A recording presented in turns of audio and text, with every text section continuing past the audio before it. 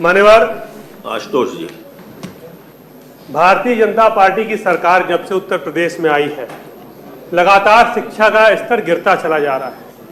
और शिक्षा का स्तर इसलिए गिर रहा है मान्यवर, क्योंकि ये जो उत्तर प्रदेश में भारतीय जनता पार्टी की सरकार है, ये पूरी तरह से अमानवीय है और साथ ही साथ असंवेदनशील है।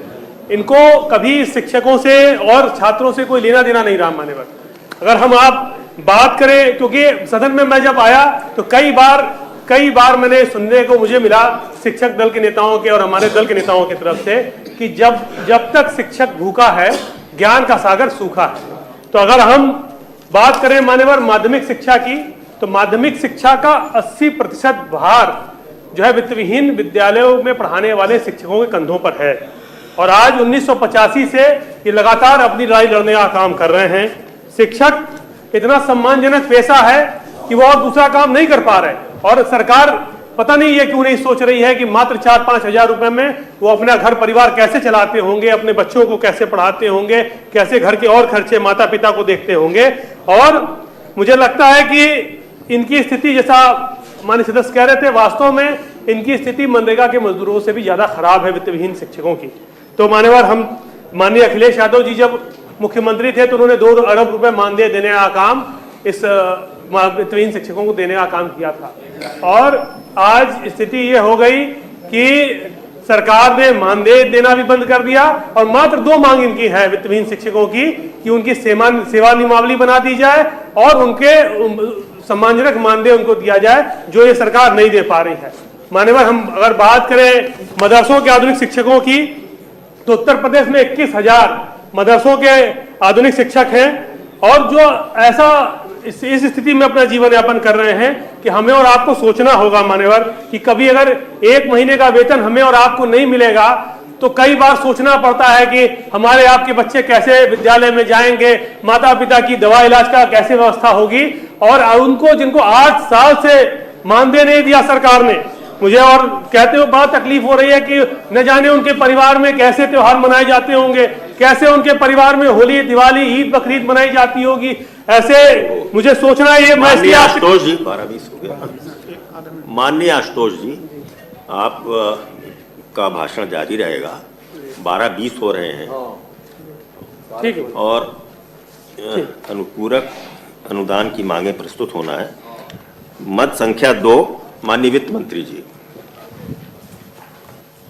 माननीय सभापति जी, मैं आपकी अनुज्ञा से वित्तीय वर्ष 2024-2025 की द्वितीय अनुपूरक अनुदानों की मांगों को प्रस्तुत करता हूं। ठीक है। अब माननीय आशुतोष सिन्हा जी, आप अपना भाषण जारी रखिए। तो मान्यवर, मैं बात कर रहा था उत्तर प्रदेश में मदरसों के आधुनिक शिक्षकों की। आज 21,000 मदरसों के आधुनिक शिक्षक आज बहुत अपने जीवन बदहाली, आर्थिक बदहाली में अपना जीवन यापन कर रहे हैं। और अगर मान्यवर हमें और हमारे बीच से नहीं जाया जाता भैया।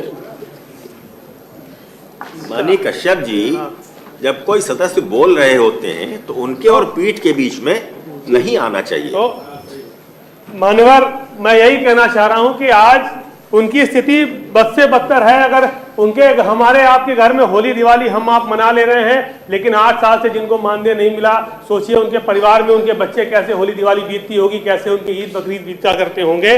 माननीय प्रधानमंत्री जी ने भी एक चुनावी रैली में ये बात कही थी कि हम चाहते हैं कि मदरसों के आधुनिक शिक्षकों के लिए एक हाथ में कंप्यूटर एक हाथ में कुरान देने का काम करेंगे, लेकिन आज वो उनका चुनावी जुमला ही निकला मान्यवर, और आज भी उनकी स्थिति बद से बदतर है।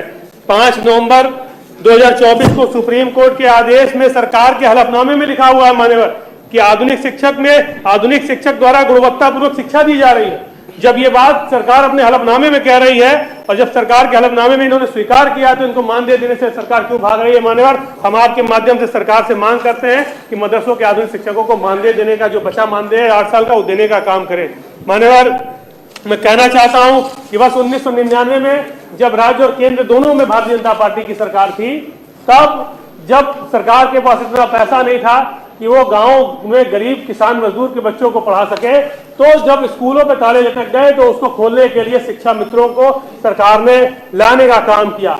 और 1450 रुपए मानदेय से शुरुआत की शिक्षा मित्रों ने, और आज भी मान्यवर 25 वर्ष से ऊपर हो गए और मात्र 10,000 रुपए में वो अपनी सेवाएं देने का काम शिक्षा मित्र कर रहे हैं। आज हमें और आपको सोचना होगा मान्यवर की आदरणीय अखिलेश यादव जी ने शिक्षा मित्रों को भी नियमित करने का काम किया था, लेकिन माननीय उच्चतम न्यायालय के आदेश से वो प्रक्रिया पूर्ण नहीं हो पाई। प्रधानमंत्री जी ने भी कई बार अपनी रैलियों में ये बात कही कि हम शिक्षा मित्रों के साथ खड़े हैं। उनका कहने का अर्थ यह था कि हम अध्यादेश लाकर शिक्षा मित्रों को नियमित करने का काम करेंगे, लेकिन ऐसा कोई काम भी मान्यवर इस सरकार के द्वारा नहीं किया गया और शिक्षा मित्रों की लगातार उपेक्षा की जा रही है। मान्यवर अनुदेशकों के बारे में कहना चाहते हैं, उत्तर प्रदेश में 27,000 अनुदेशक हैं जिनका हाल बहुत बुरा है। लगभग 11 वर्षों से ये मात्र 9,000 रुपए में अपना पेट पालने का काम कर रहे हैं, और हमारे विपक्ष के दबाव में एक बार स्थानांतरण तो इनका शुरू हुआ, लेकिन फिर वापस इनका स्थानांतरण रोकने का काम सरकार ने कर दिया। 100 से कम बच्चे होने पर इनको वहां से नियुक्ति नहीं दी जाती, हटा दिया जाता है, और मात्र 10 CL अनुदेशकों को मिलने का काम होता है। महिला अनुदेशकों को चाइल्ड केयर लीव नहीं मिलता मान्यवर, ये बहुत बड़ी विसंगति है। मैं सरकार से मांग करता हूं कि इसको दूर करने का काम करें।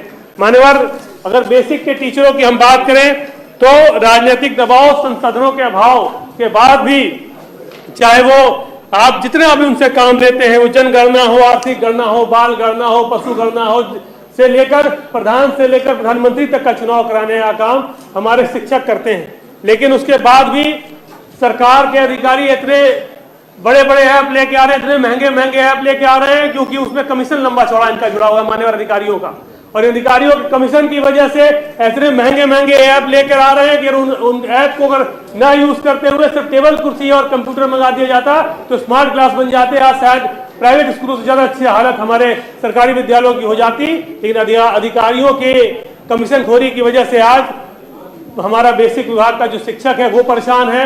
इतने ऐप का उनको यूज करना पड़ रहा है और